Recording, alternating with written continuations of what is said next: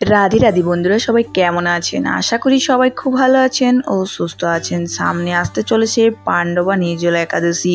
এই একাদশী কখন পালিত হবে, 6ই জুন নাকি 7ই জুন? ব্রত পালনের সময় এবং নির্জলা একাদশীর মাহাত্ম্য সম্পূর্ণ জানতে পারবেন ভিডিওর মাধ্যমে। তো ভিডিওটি অবশ্যই শেষ পর্যন্ত দেখতে থাকুন। নির্জলা একাদশী হিন্দু ধর্মের অন্যতম গুরুত্বপূর্ণ উপবাসের দিন। এই একাদশীটি ভীম একাদশী এবং পাণ্ডব একাদশী নামেও পরিচিত। এটি হিন্দু ক্যালেন্ডার অনুসারে জ্যৈষ্ঠ মাসে শুক্লপক্ষের একাদশী তিথিতেই পালন করা হয়ে থাকে। ভগবান বিষ্ণুর উদ্দেশ্যে উৎসর্গিত নির্জলা একাদশী সারা বছরের একাদশীর মধ্যে সবচেয়ে গুরুত্বপূর্ণ দিন হিসেবে বিবেচিত হয়।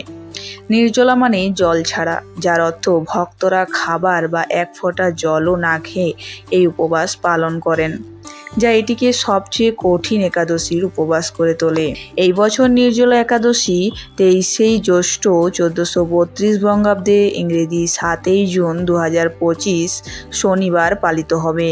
আর পালনের সময় থাকবে পরের দিন অর্থাৎ 24শে জ্যৈষ্ঠ ইংরেজি 8ই জুন রবিবার ভোর 4:30 থেকে সকাল 7:17 মধ্যে। শাস্ত্র অনুসারে 5 পাণ্ডব ভাইয়ের মধ্যে দ্বিতীয় শ্রেষ্ঠ ভীম একবার সমস্ত একাদশীতেই উপবাস করার সিদ্ধান্ত নিয়েছিলেন, কিন্তু তিনি তার ক্ষুধা নিয়ন্ত্রণ করতে পারেননি এবং ঋষি ব্যাসের পরামর্শ চেয়েছিলেন। তিনি তাকে নির্জলা একাদশী ব্রত পালন করার পরামর্শ দিয়েছিলেন, যাতে সারা বছর ধরে 24টি একাদশীতেই উপবাস করার সুবিধা পাওয়া যায় এবং একদিন উপবাসও করা যায়। নির্জলা একাদশী হলো বছরের 24টি একাদশীর মধ্যে সবচেয়ে গুরুত্বপূর্ণ এবং তাৎপর্যপূর্ণ। যারা ভক্তরা বছরের সব একাদশী সব উপবাস পালন করতে অক্ষম, তাদের নির্জলা একাদশী বা পাণ্ডব একাদশীতে উপবাস করা উচিত। এটি পাপ ধুয়ে ফেলা, ক্ষমা প্রার্থনা করা এবং ভগবান বিষ্ণুর আশীর্বাদ লাভের একটি পথ। হিন্দু শাস্ত্র অনুসারে এই দিনে একটি মহান ধর্মীয় ও আধ্যাত্মিক তাৎপর্য রয়েছে।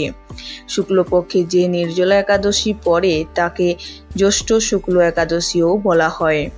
নির্জলা ব্রত খাদ্য বা জল ছাড়াই পালন করা হয়। ভক্তরা ভগবান বিষ্ণুর কাছে প্রার্থনা করেন এবং সম্পূর্ণ নিষ্ঠা ও আন্তরিকতার সাথে উপবাস করেন।